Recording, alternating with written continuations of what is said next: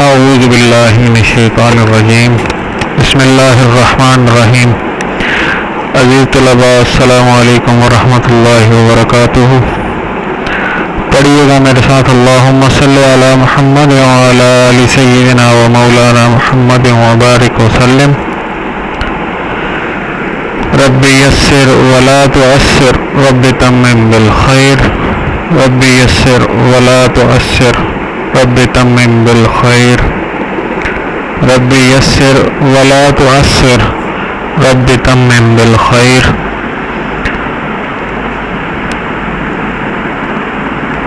اللہم صلی علی محمد وعلی آل سیدنا و مولانا محمد وبارک وسلم۔ عزیز طلباء، آپ جانتے ہیں کہ ہم کاروان اردو کا مطالعہ کر رہے ہیں اور ہم یہ سبق سری لنکا تھے کے عنوان سے پڑھ چکے ہیں۔ اس سبق میں کوئی بھی مشکل ہو تو آپ مجھ سے اردو کا جو الگ سے گروپ بنایا گیا اس میں رابطہ کر سکتے ہیں، جہاں آپ اپنی حاضری بھیجتے ہیں۔ کل ہم نے سبق بھی پڑھا، مشکل الفاظ کے معنی بھی سیکھے، اور آج ہم جو ہے اس سبق کی مشق کو حل کریں گے۔ اس کی مشق میں جو سوالات دیے گئے ہیں اور آپ سے وعدے کے عین مطابق آپ کو بتایا گیا تھا کہ 3 سیاحوں کا تذکرہ جو آپ کے سبق میں آیا ہے، ان تینوں کے بارے میں آپ کو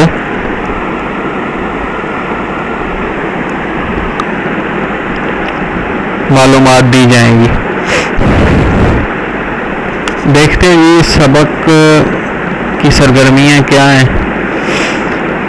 آج ہم 1 سے لے کے 6 تک جو سوالات ہیں انہیں حل کریں گے۔ پہلا سوال ہے جی، سفر نامے کا دلچسپی سے خاموش مطالعہ کیجیے، یہ آپ کر چکے ہیں۔ دوسرا جی، جوابات تحریر کریں۔ اس کا پہلا جزء ہے آدم پیک کے بارے میں مختلف مذاہب کے لوگوں کا کیا دعویٰ ہے۔ اس کا دوسرا جزء ہے اس سفر نامے میں آنے والے مشہور سیاحوں کے نام اور ان کا مختصر تعارف تحریر کیجیے۔ تیسرا ہے اپریل تا نومبر آدم پیک کی رونق کیوں کم ہو جاتی ہے۔ اور چوتھا ہے جی، مصنف نے آدم پیک پر نہ چڑھنے کا کیا جواز پیش کیا۔ تیسرا سوال ہے سفر نامے سے 2 دلچسپ اور پرمزہ جملے تلاش کر کے لکھیے۔ چوتھا ہے سفر نامے سے وہ اقتباس ڈھونڈ کر خوش خط کیجیے جس میں عمدہ منظر کشی موجود ہو۔ پانچواں جی کہ آپ کو اس سفر نامے کی جو بات سب سے منفرد اور نرالی لگی ہو اسے اپنے الفاظ میں تحریر کیجیے۔ اور چھٹا سوال، یہ سفر نامہ سری لنکا کا ہے، آپ اپنے ساتھیوں سے مشورہ کر کے لکھیے کہ اردو زبان کی کن ضرب الامثال میں لنکا آتا ہے۔ کم از کم ایک ضرب المثل لکھیے اور اس کے معنی لکھ کر اسے اپنے جملوں میں استعمال کیجیے۔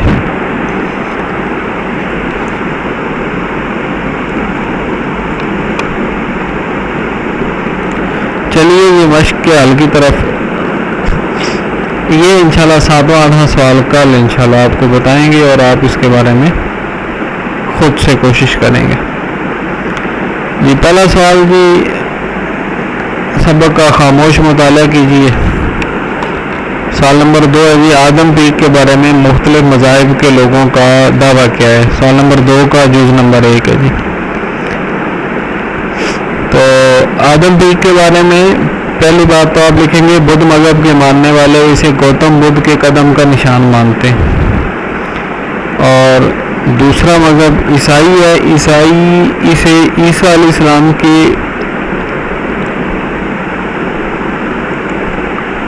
حواری سینٹ تھامس کے قدم کا نشان مانتے ہیں، جبکہ ہندو اسے شیو کے قدم کا نشان مانتے ہیں۔ اس طرح یہ پہاڑ جو ہے 3 مذاہب کے نزدیک متبرک ہے۔ یہ آپ کا پہلا سوال حل ہو گیا جی۔ دوسرا چیز ہے جی، اس سبق میں آنے والے مشہور سیاحوں کے نام اور ان کا مختصر تعارف بیان کیجیے۔ جی یہ حسب وعدہ مشہور سیاحوں کے نام اپنے سبق میں پڑھے: ابن بطوطہ، سندباد جہازی اور مارکو پولو۔ جی پہلے ہے ابن بطوطہ، یہ اس کی فرضی خیالی تصویر آپ کہہ لیں جی یا خاکہ کہہ لیں، انٹرنیٹ پہ یہی اویلیبل تھا، میں نے اسی کو آپ کے لیے اپلوڈ کیا۔ ابن بطوطہ جی سیاح اور مورخ، سیاح بھی تھا اور تاریخ دان بھی تھا، تاریخ لکھتا تھا، حالات جہاں سے گزرا وہاں کے حالات اس نے لکھے۔ اصل نام ہے جی ابو عبداللہ محمد ابن بطوطہ، مکمل نام ہے۔ مراکش کے شہر تنجا میں پیدا ہوا، ادب، تاریخ اور جغرافیہ کی تعلیم حاصل کرنے کے بعد 21 سال کی عمر میں پہلا حج کیا، یعنی 21 سال کی عمر میں یہ بندہ ادب، تاریخ اور جغرافیہ کی معلومات حاصل کر چکا تھا، اور 21 سال کی عمر میں پہلے حج کے لیے گیا۔ اس کے بعد شوق سیاحت نے افریقہ کے علاوہ روس سے ترکی پہنچایا، افریقہ بھی گیا، روس بھی اور پھر ترکی بھی۔ جزائر شرق الہند، ہندوستان کے جو مشرقی جزائر ہیں، یہ Sri Lanka, Thai land, Philippines وغیرہ اس قسم کے علاقے، ان آپ یہ کہیں کہ اس پٹی پر جو موجود علاقے ہیں وہاں گیا، اور چین کی سیاحت کی، چین کی سیر بھی کی، عرب، ایران، شام، فلسطین، افغانستان اور ہندوستان کی سیاحت کی۔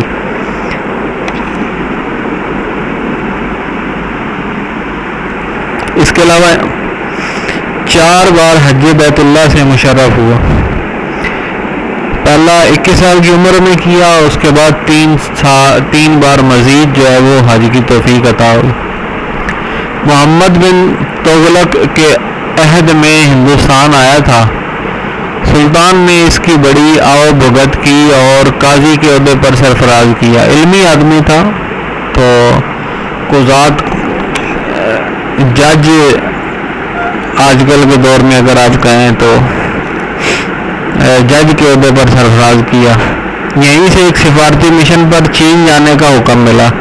محمد بن تغلق ہی کے کہنے پر قاضی کے عہدے پر ہوتے ہوئے بھی سفارتکار کے طور پر، ایمبیسیڈر کے طور پر چین جانے کا حکم ملا۔ 28 سال کی مدت میں اس نے 75,000 میل کا سفر کیا، اس دور میں جب سواریاں ناپید تھیں، گھوڑوں پر، اونٹوں پر اور دوسرے جو بار برداری کے جانور تھے ان پر سفر کیا جاتا۔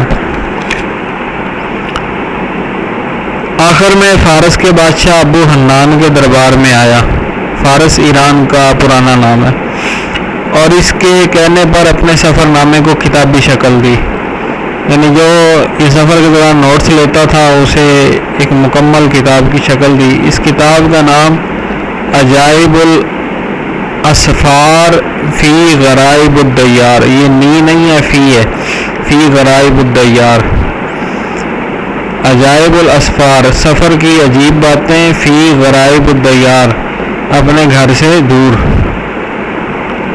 دوسروں کے وطن میں، یا وہ وطن جس کی شناخت مجھ پہ واضح نہیں ہے۔ یہ کتاب مختلف ممالک کے تاریخی اور جغرافیائی حالات کا مجموعہ ہے۔ یعنی اس نے جو کتاب لکھی ہے اس میں تاریخ کے حوالے سے بڑی مستند اور مضبوط باتیں، اور جیوگرافیکلی حالات بھی اس نے بڑے اچھے انداز میں پریزنٹ کی ہیں، کیونکہ خود جغرافیے کا طالب علم تھا اس لیے۔ جی دوسرا ہے مارکو پولو۔ مارکو پولو یہ اس کی شکل ہے، تصویر، خاکہ، جو بھی آپ کہیں جی، وینس اٹلی کا ایک تاجر اور مہم جو تھا. مہم جو وہ لوگ جو کچھ نیا کرنا چاہتے ہیں، ایڈونچر کے جو دل دادا ہوتے ہیں انہیں مہم جو کہتے ہیں. اس نے دنیا کے کئی ملکوں کا سفر کیا اور اپنے مشاہدات کو ایک کتاب میں قلم بند کیا.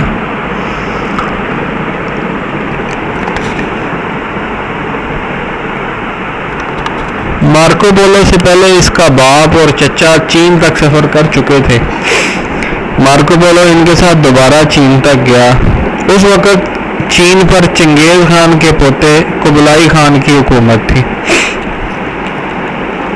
اور چنگیز خان جس نے پوری دنیا پر حکومت کی تھی، منگولوں کو پوری دنیا پر قبضے کے لیے اس نے آمادہ کیا تھا. اس کے پوتے قبلائی خان کی حکومت تھی. قبلائی خان منگول تھا اور اسے چینیوں پر اعتبار نہیں تھا، اس لیے اس نے مارکو پولو کو اپنی ملازمت میں رکھ لیا. مارکو 17 سال تک چین میں رہا، یعنی چین میں 17 سال گزارے اور پھر اپنے وطن واپس آ گیا. اس نے اپنے سفر کے دوران مشرق وسطیٰ کے کئی ملکوں، مشرق وسطیٰ جو ہے نا، یہ آپ یہ کہیں جی کہ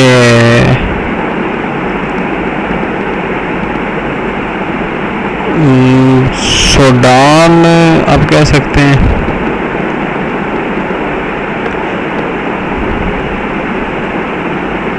سوری یہ مجھے کچھ مغالطہ لگ رہا ہے، میں صحیح طور پہ بیان نہیں کر پاؤں گا. مگر یہ جغرافی ہے کہ آپ کو جو ٹیچر ہیں وہ آپ کو زیادہ بہتر انداز میں بیان کر پائیں گے. مشرق وسطیٰ کے کئی ملکوں اور وسطی ایشیا کے ملکوں کا سفر کیا. وسطی ایشیا تو یہ ہے نا، آذربائیجان، ترکمانستان، وہ اسٹیٹس جو روس سے علیحدہ ہوئی تھی، قازقستان، یہ ساری کی ساری وسطی ایشیا کی ریاستیں کہلاتی ہیں. وسطی ایشیا کے ملکوں کا سفر کیا. یہ افغانستان سے پٹی شروع ہوتی ہے اور وہ آخر ترکی تک جاتی ہے. ترکی کو ایشیائی کوچک بولتے ہیں. وسطی ایشیا کے ملکوں کا سفر کیا. وہ شاہراہ ریشم پر سے گزرا. یہ شاہراہ ریشم جو چین اور پاکستان کو آپس میں ملاتی ہے. اس کے علاوہ اس نے سمندری سفر بھی کیا. جی، سندھ باد جہازی، یہ اس کا خاکہ یا تصویر آپ کہہ لیں جی، ایک خیالی کردار ہے جو مشرقی وسطیٰ میں تخلیق ہوئی. کہانی کا مرکزی کردار ہے اور ہیرو ہے. اس کے متعلق کہا جاتا ہے کہ وہ عباسی دور میں بغداد میں رہا کرتا تھا. عباسی دور کا مشہور خلیفہ ہارون الرشید تھا. یہ حضرت سیدنا عباس رضی اللہ تعالیٰ عنہ کی نسل میں حکمران تھے. حضرت امیر معاویہ رضی اللہ تعالیٰ عنہ کے دور حکومت جب ختم ہوتا ہے، بلکہ امویوں کا جو دور حکومت کہلاتا ہے، جو حضرت امیر معاویہ رضی اللہ تعالیٰ عنہ سے شروع ہوا، اس کا خاتمے کا باعث بنے تھے یہ عباسی. اور عباسیوں کا خاتمہ جو ہے وہ پھر مختلف معنوں میں ہوتا رہا.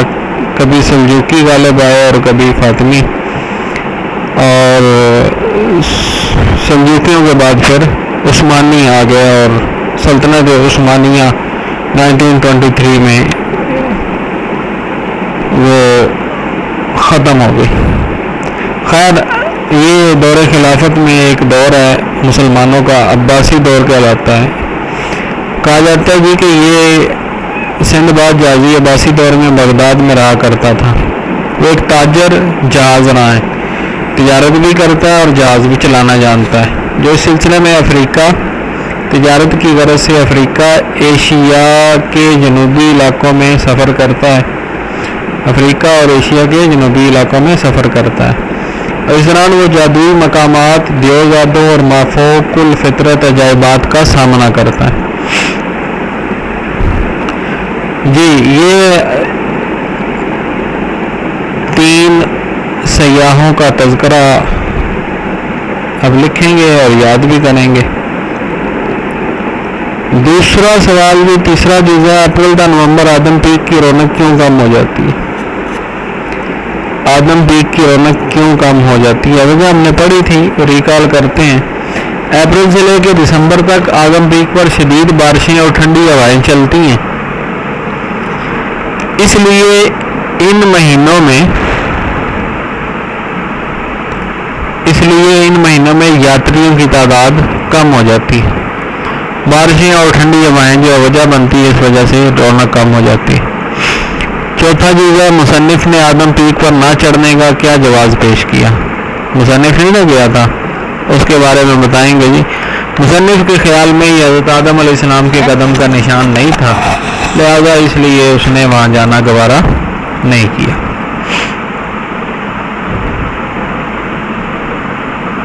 ٹھیک جی۔ سوال نمبر 3 ہے، سفر نامے سے 2 دلچسپ اور پرمزہ جملے لکھیے، یعنی دلچسپ جو دل کو اچھے لگتے ہوں اور پرمزہ جن میں مزہ کا پہلو موجود ہو۔ اچھا، مزہ اور مذاق میں فرق کیا ہے؟ مزاح میں سچی بات ہوتی ہے اور مذاق میں جھوٹ کا شامل ہونا تقریباً لازمی ہو جاتا ہے۔ کہ وہ رسول اللہ صلی اللہ علیہ وسلم کے پاس ایک خاتون آئی نا، اور انہوں نے سوال کیا کہ کیا میں جنت میں جاؤں گی؟ تھی بوڑھی وہ، تو رسول اللہ صلی اللہ علیہ وسلم نے فرمایا بوڑھا کوئی بھی جنت میں نہیں جائے گا۔ اب وہ رونے لگی کہ شاید میں جنت میں نہیں جا پاؤں گی۔ آپ صلی اللہ علیہ وسلم نے ان سے کہا کہ بھائی میں نے یہ تھوڑی کہا کہ تم نہیں جاؤ گی، تم سب بوڑھے جائیں گے لیکن جوان ہو کر جائیں گے، تو جنت میں تو کوئی بوڑھا تو نہیں جائے گا۔ ایک لطیف سا پہلو تھا۔ جیسے ایک اور صحابی آئے اور انہوں نے کہا کہ اللہ کے رسول صلی اللہ علیہ وسلم مجھے اونٹ چاہیے، میں سفر پہ جانا چاہتا ہوں۔ تو آپ صلی اللہ علیہ وسلم نے فرمایا میں تمہیں اونٹ کا بچہ دوں گا۔ اب وہ کہنے لگے کہ میں اونٹ کے بچے کا کیا کروں گا؟ تو آپ علیہ السلام نے فرمایا بھائی ہر اونٹ جو ہے وہ اونٹنی کا یا اونٹ کا بچہ ہی تو ہوتا ہے۔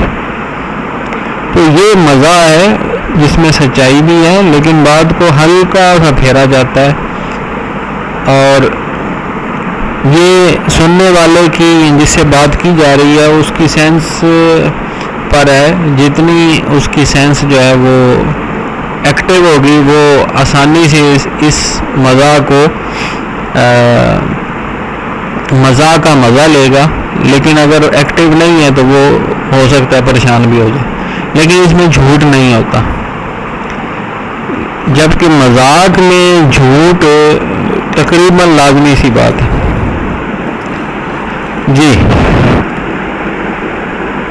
یہ 2 جملے آپ کے سامنے نظر آ رہے ہیں۔ سنا ہے مارکو پولو جہاں جاتا شادی کر لیتا، مگر اب یہ سہولت کہاں؟ یہ ہلکا سا مزہ ہے کہ اب یہ کسی کو کہاں سہولت میسر۔ مارکو پولو پاکستان کے علاقے گلگت میں بھی آیا، شادی تو نہیں کی، البتہ لوگوں نے ایک بھیڑ کا نام اس پر رکھ دیا، اس کے نام پر رکھ دیا، مارکو پولو شیپ کے نام سے جی۔ تیسرا جی، خان صاحب نے جواب دیا اناج کو اناج کے ساتھ لگا کر کھلا دیا۔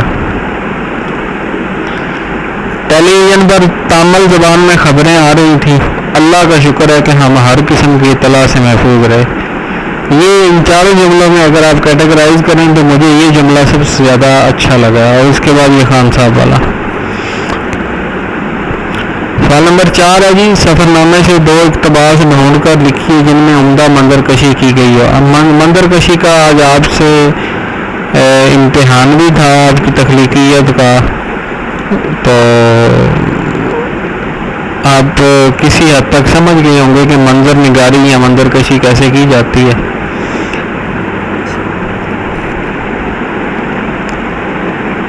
جی، یہ کمرے کا منظر ہے، ہوٹل کا منظر دیکھیں جی۔ ہم کمرے میں آئے، صاف ستھرا، ایک طرف شیشے کی بڑی کھڑکی، دوسری جانب گیلری چشمے کے کنارے کھلتی تھی، وہاں سے آدم پیک نظر آتی تھی۔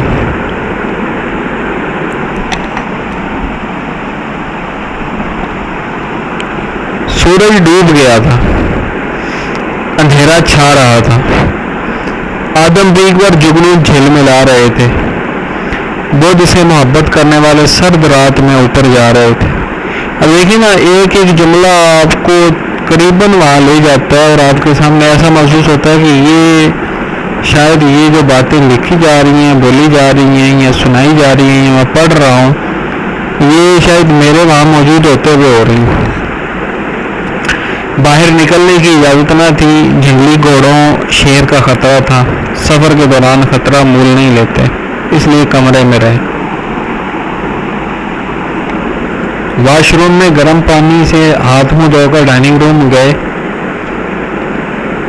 3 میزیں کرسیاں رکھی تھیں، کونے میں صوفہ، کاؤنٹر پر کیلے، نارنگیاں، انناس اور ناریل رکھا تھا۔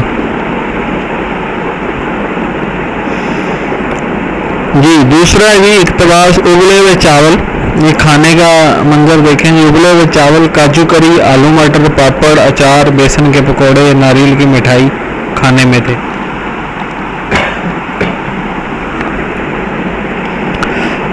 اگلا ساتھ ہی منظر دیکھیں جی، جنگل، سرد رات، گرم ڈائننگ روم میں کھانا اچھا لگا۔ کھانے کے بعد کافی آ گئی، اس نے لطف دیا۔ ہم آہستہ آہستہ پی رہے تھے۔ کھڑکی سے دیکھا، باہر اجالا پھیلنے لگا تھا، آسمان سے بادل ہٹ گئے تھے، پورا چاند چمک رہا تھا۔ دودھ یا چاندنی شاخوں، پتوں، سب زمین پر اتر رہی تھی۔ محسوس ہوا چاندنی میں ایک سحر ہوتا ہے۔ جی یہ 2 اقتباس تھے، یہ آپ لکھیں گے خوشخط انداز میں۔ اگلا سوال ہے جی، آپ کو اس سفر نامے کی جو بات سب سے منفرد لگی ہے اسے تحریر کیجیے۔ تو مجھے تو یہی سب سے منفرد لگی ہے، آپ کو اگر کوئی اور لگی ہو تو آپ وہ بھی لکھ سکتے ہیں۔ اس سفر نامے کی سب سے منفرد اور انوکھی بات یہ ہے کہ مصنف نے لوگوں کو ہاتھوں کے بل سیڑھیاں چڑھتے دیکھا تھا، یعنی ہاتھوں کے ذریعے سیڑھیاں چڑھنا، یہ ایک عجیب بات ہے، انوکھی بات ہے، منفرد بات ہے، ہر کسی کو یہ طاقت حاصل نہیں ہوتی۔ سوال نمبر 6 جی، یہ سفر نامہ سری لنکا کا ہے۔ اپنے ساتھیوں سے مشورہ کر کے لکھیے کہ اردو زبان کی کن ضرب الامثال میں لنکا آتا ہے۔ کم از کم ایک ضرب المثل لکھیے، اس کے معنی لکھ کر اسے اپنے جملوں میں بھی استعمال کیجیے۔ ضرب المثل ہے جی، گھر کا بیدی لنکا ڈھائے، یعنی جو رازدار ہوتا ہے وہی ہمیشہ دھوکہ دیتا ہے، رازدار ہمیشہ دھوکہ دیتا ہے۔ تو دیکھتے ہیں جی جملہ کیا ہے۔ احمد کے گھر چوری کی واردات کی تفتیش کے دوران یہ ثابت ہوا کہ ان کی نوکرانی نے چوروں کی مدد کی تھی، گویا گھر کا بیدی لنکا ڈھاتا ہے۔ احمد کے گھر چوری کی واردات کی تفتیش کے دوران یہ ثابت ہوا کہ ان کی نوکرانی نے چوروں کی مدد کی تھی، وگرنہ چور جو ہے وہ چوری کرنے پر قادر شاید نہ ہو سکتے۔ تو ثابت کیا ہوا، گھر کا بیدی لنکا ڈھاتا ہے، گھر کا بیدی نقصان پہنچاتا ہے۔ بیدی رازدار، لنکا سے مراد سلطنت، علاقہ، آپ کی ٹیریٹری ہے۔ تو آپ کی ٹیریٹری میں نقصان کب ہوگا؟ جب آپ کے راز سے واقف لوگ آپ کو نقصان پہنچانا چاہیں گے، وگرنہ انجان بندے کو تو پتہ ہی نہیں ہوتا۔ جی جزاک اللہ خیر و احسن الجزاء، آج کے لیے اتنا ہی۔ اللہ حافظ، پاکستان زندہ باد۔